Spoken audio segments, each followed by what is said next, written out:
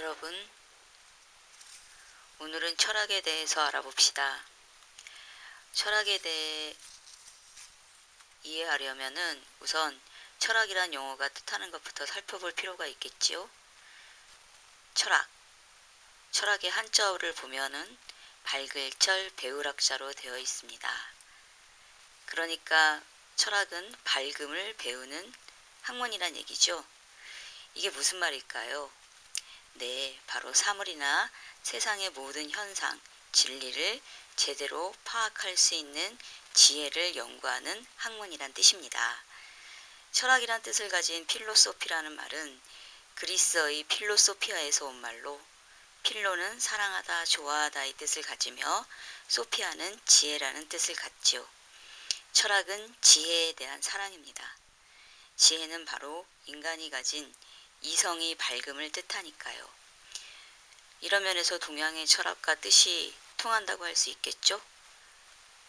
동양의 철학도 이성의 철학입니다. 공자가 주장한 것도 인간의 이성이에요. 그래서 여자들이 소피아, 또 우리나라 같은 경우는 지혜라는 이름을 흔히 쓰고 있는지도 모릅니다. 어떤 이름이 즐겨 쓰인다는 것은 그 이름의 뜻이 좋기 때문이에요. 그러므로 이름이 흔해서 개명하겠다는 사람들은 좀 신중하게 생각해 볼 필요가 있을 것 같네요.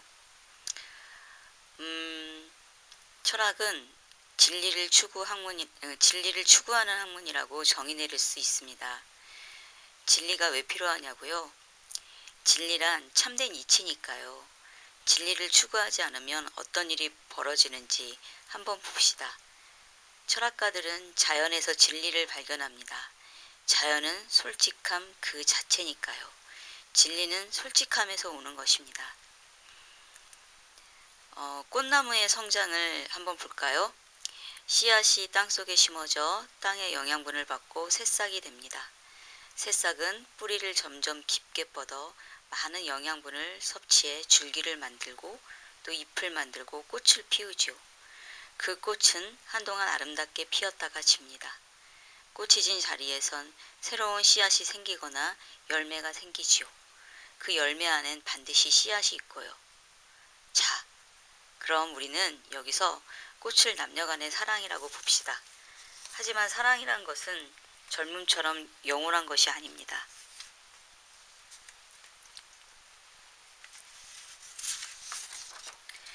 젊음이 사라지듯 사랑도 언젠가는 시들게 되어 있습니다.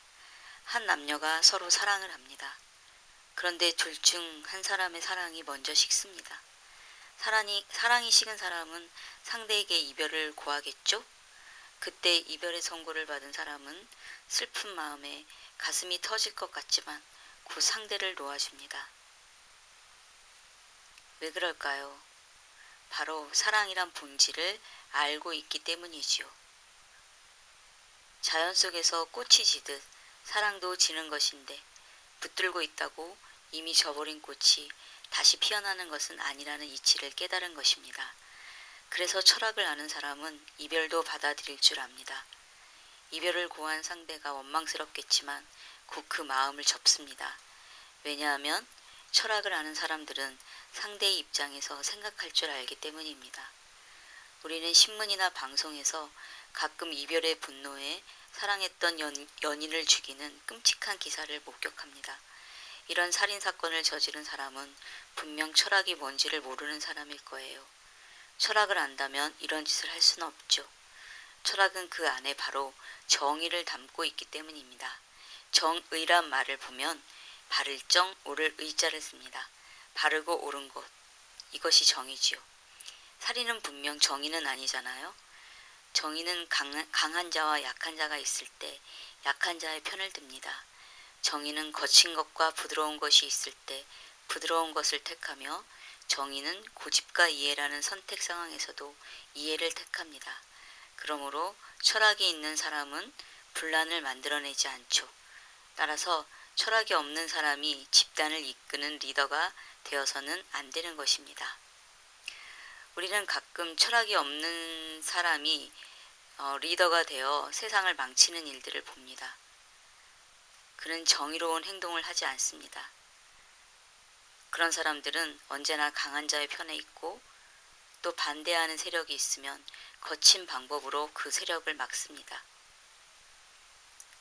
그들은 이해보다는 고집을 택합니다. 이해는 타인을 받아들이는 따뜻한 마음이지만 고집은 자신의 이기주의에 충실한 마음입니다. 철학이 없는 사람들은 대부분 고집이 세죠. 어쨌든 이렇게 철학이 없는 사람이 정치를 하면 온갖 비리가 판을 치고 약자가 고통을 당하며 세상이 어두워집니다. 철학은 누가 가르쳐준다고 깨닫는 것이 아닙니다. 세상을 욕심 없는 마음으로 바라보면 자기도 모르게 깨닫게 되는 것이 철학입니다. 이렇게 스스로 깨달을 수 있는 학문을 왜 굳이 배워야 하냐고 반문하는 사람들이 있겠죠? 그렇습니다. 이렇게 스스로도 깨달을 수 있는 세상의 이치를 왜 배워야 하는 것일까요? 우리는 철학을 스스로 깨달을 수 있는 환경에서 살고 있지 못하기 때문이지요. 인디언의 철학이라는 말이 있습니다. 알다시피 아메리카 인디언들은 자연에서 부족 생활을 하며 문자 생활을 하지 않는 종족이었습니다. 그런데 이들에게 철학이라뇨? 네, 이들은 책과 노트로 배우지는 않았지만 철학에 있어서는 우리들보다 한 수 위입니다. 그들은 인간의 위대한 스승인 자연의 품에 안겨 있었지요. 그래서 그들은 자연이 가르쳐주는 철학을 몸으로 고스란히 느낄 수 있었습니다. 그들은 먹을 것 이상의 지나친 사냥을 결코 하지 않습니다. 인간을 자연의 하나라 느끼며 자연을 존중하듯 동물들을 존중합니다. 생명이 탄생하면 언젠가 죽듯이 죽음도 의연히 받아들이려고 합니다. 자연은 소유하는 것이 아니라 신이 인류에게 해준 모두의 것이라고 생각합니다. 이렇게 소부족의 인디언들은 자연주의 철학을 가슴에 담고 소박하고 욕심없이 철학을 실천하고 살았습니다. 그래서 그들에게 가난은 없었습니다. 부자와 가난이란 말은 욕심 가득한 우리 문명인들이 만들어낸 것이죠. 그러니 인디언들에게 철학을 가르칠 필요는 없는 것입니다. 그렇지만 우리들이 살고 있는 지금의 세상을 보십시오. 탐욕으로 인한 온갖 비리로 물들어 있지 않나요? 자연보다는 인공이 우리들을 둘러싸고 있지요. 따라서 자연과 멀리 떨어져 살고 있는 우리에게 정말 철학이란 필요한 학문일 수밖에 없는 것입니다. 철학은 어려운 것이 아닙니다. 철학은 바로 우리의 삶입니다. 먹을 것이 우리의 육체를 살찌운다면 철학은 우리의 정신을 살찌웁니다. 자, 이제 철학에 대해서 이해하셨나요? 감사합니다.